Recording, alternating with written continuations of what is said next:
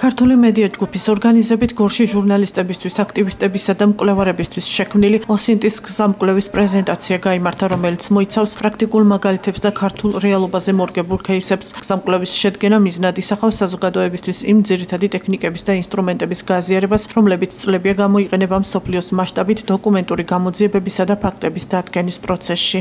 ვიდეოს პირველ წყარომ როგორ მოვიზიოთ, სად შეგვიძლია ვნახოთ, ესენი არის მოცემული, როგორ უნდა გავაკეთოთ, ასევე ეტაპებიც არის განხილული. გზამკვლევი მოიცავს ისეთ თემებს, როგორებიცაა პიროვნების ციფრული კვალის კვლევის მეთოდები, გეოლოკაციის დადგენა, სოციალური მედიის პლატფორმების ანალიზის ტექნიკები, იდენტობის დადგენა, სურათებისა და ვიდეოების რევერსული ძიების უნარი, მეტამონაცემების გაშიფვრის გზები, ანონიმურობის და უსაფრთხო ბრაუზინგის პრინციპები.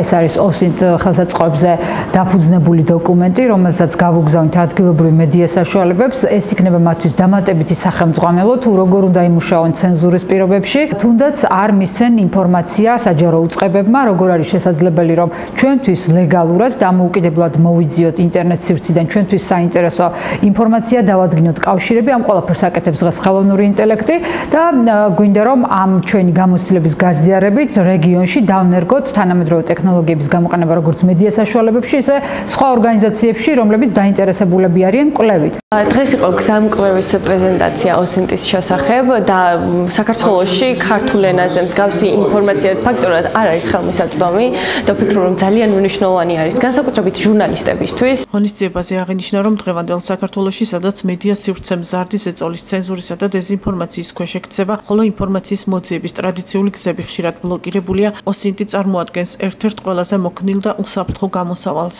Გავსი ტიპის გზამკვლევები და ინფორმაციის გავრცელება ზოგადად არა მხოლოდ ჟურნალისტებისათვის, არამედ რიგით აქტიური მოქალაქეებისათვის მნიშვნელოვანი არის, რათა მოხდეს ამა თუ იმ ინფორმაციის დროულად მიღება, მისი გაანალიზება და ინფორმაციისა და ამ გაანალიზებული ინფორმაციის საფუძველზე შემდეგ უკვე შესაბამისი გადაწყვეტილებების მიღება და რა თქმა უნდა საზოგადოების ინფორმირება იმასთან დაკავშირებით თუ რა ხდება მათ გარშემო, რა გარემოში უწევთ ცხოვრება. აღნიშნული კარგად გამოსადეგარი მასალა არის იმ ადამიანებისთვის, ვისაც შესაძლებელია ჰქონდეს ინტერესი, მაგრამ ვერ იღებდეს ხელისუფლების ორგანოებიდან იმ შესაბამის ინფორმაციას, რაც ჭირდება მუშაობისთვის, იქნება ეს კვლევა, იქნება საგამოძიებო ჟურნალისტიკა თუ ასე შემდეგ.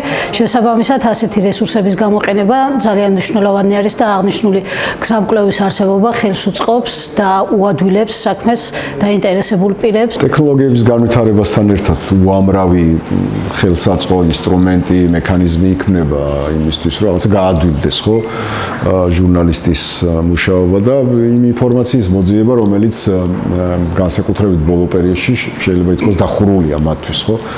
მხედველობაში მაქვს საჯარო დოკუმენტური ინფორმაციის მოპოვება, მაგრამ ყოფილა ესეთი მექანიზმი ოსინტის სახით, რომლითაც შეიძლება რომ ჟურნალისტმა იმუშაოს, ჩაუჯდეს და მიიღოს ინფორმაცია იმაზე ადრე, ვიდრე ეს თქვათ დადგენილი აქვს კანონმდებლობას ან იმავე კანონმდებლობის უგულებელყოფით ცდილობენ რომ არ მიაწოდონ ხოლმე ჟურნალისტებს.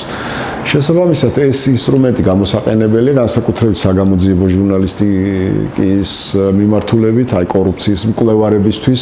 გზამკვლევის ავტორების თქმით, ოსინტის ინსტრუმენტები არ წარმოადგენს მხოლოდ ტექნიკურ შესაძლებლობას, ეს არის სტრატეგიული მიდგომა, რომელიც ემსახურება ინფორმაციულ გამჭვირვალობას, ფაქტებზე დაფუძნებულ მტკიცებულებებსა და უსაფრთხო გამოძიებას.